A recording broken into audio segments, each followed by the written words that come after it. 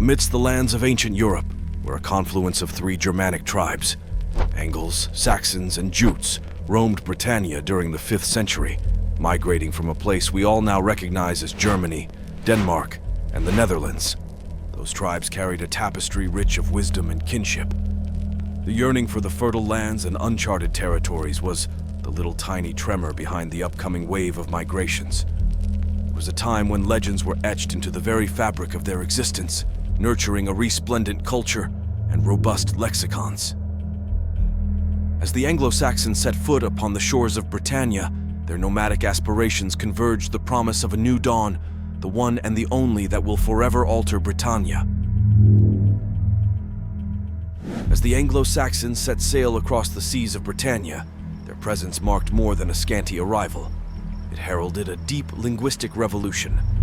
Their language, which they called Old English, began to entwine with Celtic, Britain's language, giving birth to a linguistic metamorphosis. As it was expected, clashes, friction, and cultural collisions between the two linguistic stalwarts rippled the fabric of the new language and society. However, this encounter between those giants sketched a tumultuous cauldron of cultural exchange. The Germanic roots embedded themselves deeply in the heart of Britannia, woven into the very fabric of the landscape. The clash of traditions and languages has led to the adaptation. Resilient, through the green hills, Celtic stood, waiting for the incoming spates of dialects. Yet this amalgamation of conflict and conciliation, despite the friction and strife, gave birth to a new language. A tiny sproutlet kept growing under the merging of this rich tapestry.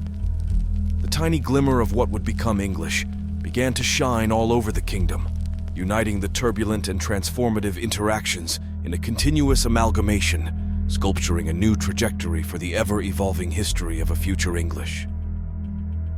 A mingling began to shape, the melding of Old English and Celtic, blended by both cultural nuances and diverse vernaculars, emblazoned a lasting imprint on the English language evolution. This weave, despite the critical juncture and the tumultuous turbulence, initiated an unprecedented linguistic ready for a capricious journey. However, the harmonious yet complex combination of dialects crafted a complex grammar system marked by 4 grammatical cases. These instances marked a unique and intricate tapestry of the inchoation of a language and society.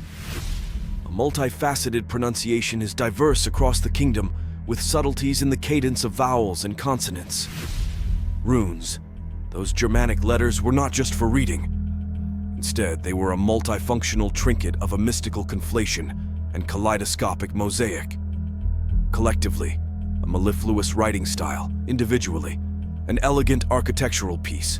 Why not a thaumaturgic mystery of protection and divination traditions?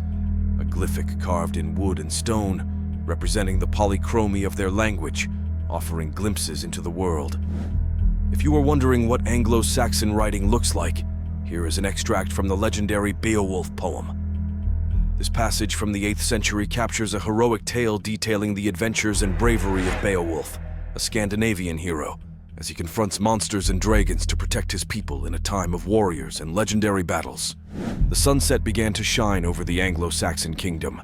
This tapestry ushered in the burgeoning era of Middle English.